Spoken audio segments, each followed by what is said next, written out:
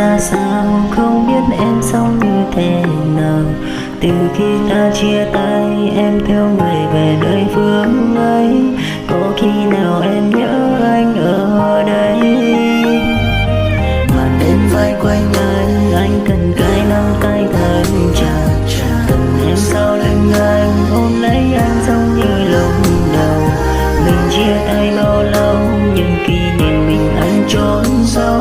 Anh nhớ em người yêu cũ của anh, người yêu anh không lý do mà rồi ra đi không nắng đâu.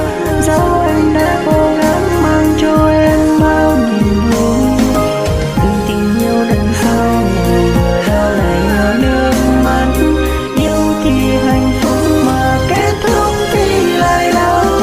Thời gian không cho vết thương làm lành đau em mơ biết không. Có chăng chỉ có thể cho ta quên dần niềm đau. Đôi về đôi lần hai dần mình không tìm được nỗi nhớ. Nhớ em người không thương về anh.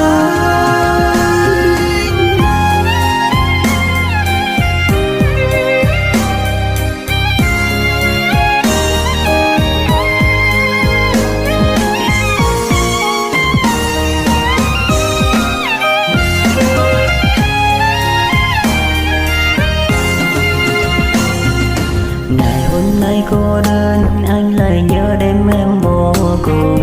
Giờ đây em ra sao, không biết em sống như thế nào. Từ khi ta chia tay em theo người về nơi phương ấy, có khi nào em nhớ anh ở đây. Màn đêm vai quanh anh cần cái nắm tay thật chặt, cần em sau lưng anh ôm lấy anh giống như lúc đầu. Mình chia tay